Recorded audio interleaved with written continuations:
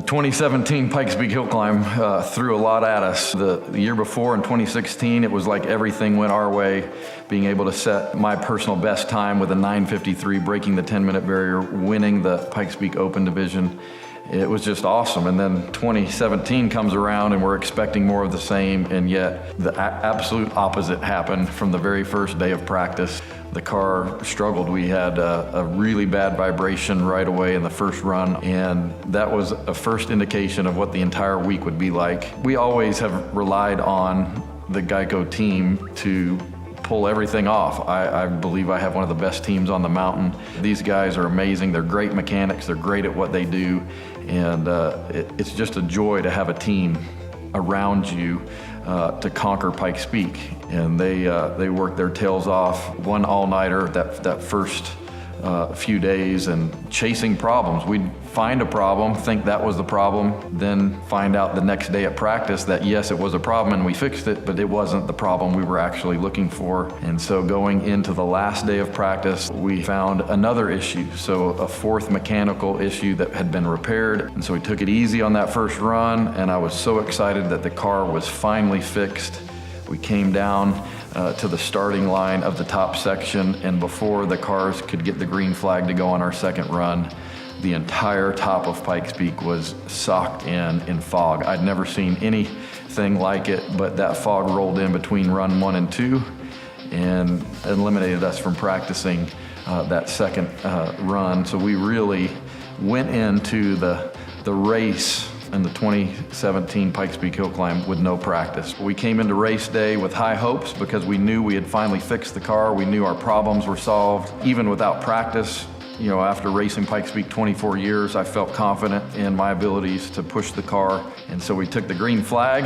After overcoming everything, I was putting in a great run, felt very good about the run. We had slower cars ahead of us, and literally about mile 10, one of those cars broke down in the road. I got a red flag, had to turn around and go all the way back down 10 miles down the mountain. And then we had to fuel the car up, take on our second green flag after the GEICO team did a phenomenal job. And we make it 3 miles, and one of the slower cars ahead of us had an accident, and I got another red flag, had to turn around, drive 3 miles back down the mountain. And the team did a great job again, going over the car, getting it fueled up. Took my third green flag. Even though I had a clean road, I get to Devil's Playground in the W section of the mountain, and the clouds are rolling in. So I'm like, oh my goodness, now I'm gonna have fog after the week we've had, and after 2 red flags, and yet, fortunately, the fog wasn't that thick where I couldn't see the road. So I was able to continue at full speed, but the road was very cool, if not cold, and so it was very slippery. So we weren't able to best our 9:53. I was still hopeful after I finished that we would break the 10-minute barrier, and that didn't even happen as we ran a 10 flat. That was really kind of what could have been expected after a week like that. I don't think many people realize, or that it's talked about enough, the power of the race teams on Pikes Peak. I'm so thankful for the GEICO guys and really the years and years, decades of relationship that we have. Some of the guys are newer on the team. Some of them have been around since my dad started racing Pikes Peak more than 40 years ago. And there's so much camaraderie.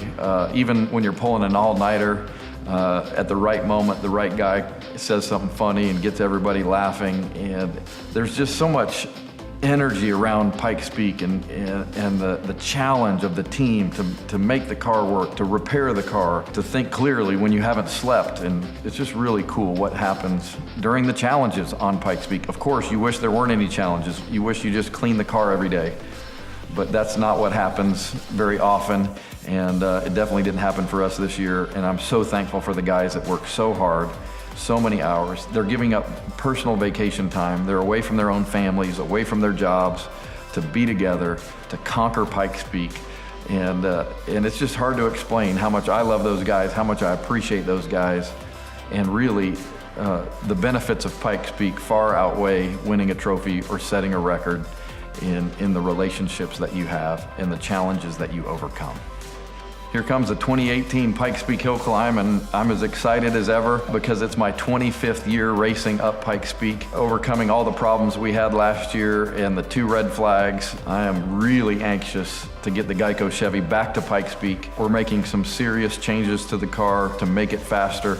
And we're not just going for the win, we're going to try to get the Pikes Peak Open record. I'm really thankful for the GEICO guys, the team, all the hard work, all the hours that go into this car in the off season, and really looking forward to a great race in 2018.